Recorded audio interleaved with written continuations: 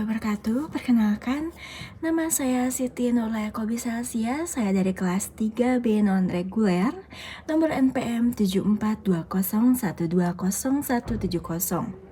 Saya di sini akan mereview pertemuan kelima hukum pidana lanjutan tentang bab 2 penyertaan Del Neming part ketiga. Dengan dosen yang sangat saya hormati yaitu Ibu Prof. Dr. Rendes Haji Heni Nureni SHMH serta asisten dosen yang saya hormati Bapak Dr. Rendes M. Rendi Aridhayani SHMH. Lanjut saja. Bentuk keempat penganjur atau whitlocking yaitu orang yang menggerakkan orang lain untuk melakukan suatu tindak pidana dengan menggunakan sarana-sarana yang telah ditentukan oleh undang-undang. Jadi antara penganjur dengan menyuruh melakukan hampirlah sama, yaitu adanya usaha untuk menggerakkan orang lain sebagai pelaku material atau aktor materialis. Perbedaannya adalah seperti yang dibahas sebelumnya dalam penganjuran sarana yang digunakan diatur dalam pasal 55 ayat 1 sub kedua. Yang kedua, dalam pembujukan. Orang yang membujuk disebut auctor intellectualis dan yang dibujuk atau digerakkan disebut dengan auctor materialis. Yang ketiga adalah pelaku materialis atau auctor materialis dapat dimintai pertanggungjawaban secara hukum.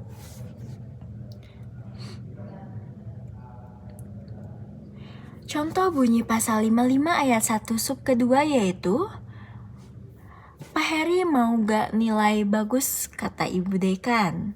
Asal Pak Heri tonjok dulu orang yang bernama Ali. Di sini Ibu Dekan menjanjikan sesuatu yaitu nilai bagus. Ini masuknya memberi atau menjanjikan sesuatu bersifat imaterial.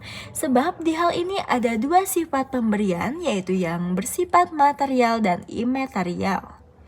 Jumlah yang ada di pasal 55 ayat 1 sub kedua bersifat limitatif atau terbatas. Perbuatan di luar pasal 55 ayat 1 sub kedua tidak bisa ditindak pidana. Seperti yang pernah dibahas sebelumnya, maksud dari pasal 55 ayat 1 sub kedua adalah yang pertama untuk kepastian hukum. Yang kedua, untuk pedoman bagi hakim dalam pembuktian. Terhadap pengaturan daya upaya secara limitatif, ada kritik dari Haji Wingkel Surenga yang pernah dibahas di pertemuan sebelumnya.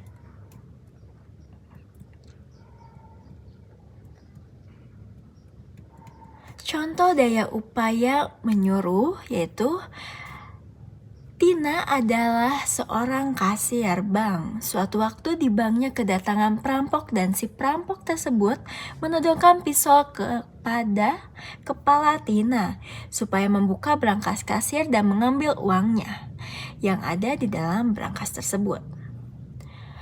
Tentu saja di bawah ancaman senjata api, pistol, Tina tidak dapat berkutik dan melawan sehingga memberikan isi uang yang ada di dalam brankas tersebut.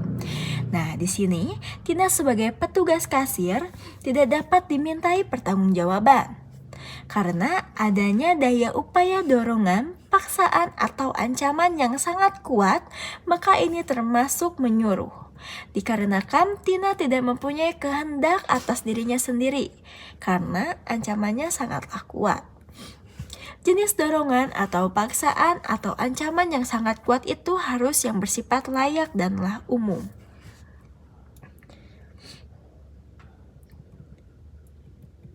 Di dalam Undang-Undang Tindak Pidana Korupsi, khususnya menyamakan kedudukan pelaku dan pembantu dalam suatu kejahatan korupsi.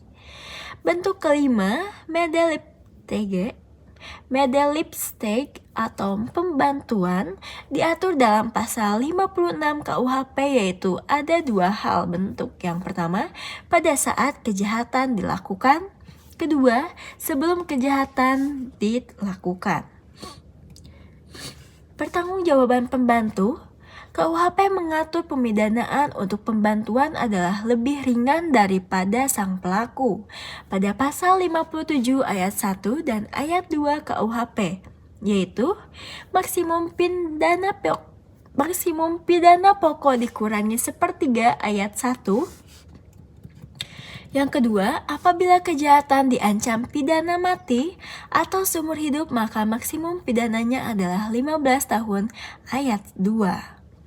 Pengecualian terhadap prinsip di atas adalah yang pertama pasal 333 ayat 4, yaitu merampas kemerdekaan orang untuk pembantu dipidana sama dengan pelaku. Kedua, pasal 232 ayat 3, penyimpanan barang pembantu dipidana sama dengan pelaku. Yang selanjutnya, pidana tambahan untuk pembantu sama dengan pelaku pasal 57 ayat 3. Untuk pasal tambahannya sesuai yang tercantum dalam pasal 10 sub B. Selanjutnya, yang ketiga, dalam pertanggungjawaban pembantu, KUHP menganut sistem tidak tergantung pada pertanggungjawaban pelaku, terkandung dalam pasal 57 ayat 4. Dalam pertanggungjawaban pidana, bagi pembantu hanya dihitung yang sengaja dipermudah atau diperlancar beserta akibat-akibatnya saja. Pasal 58 KUHP mengatur mengenai kualitas pribadi yang dapat menghapuskan atau mengurangkan atau memberatkan pengenaan pidana bagi pelaku tindak pidana.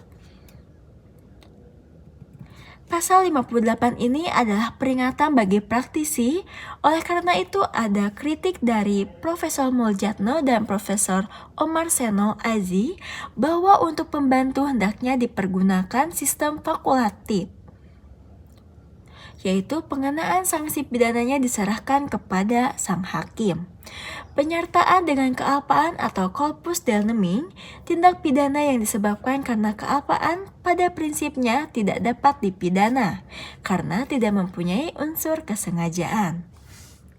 Contoh, A memberi gunting pada B yang katanya mau menggunting kain, tetapi ternyata digunakan oleh B untuk melakukan suatu kejahatan.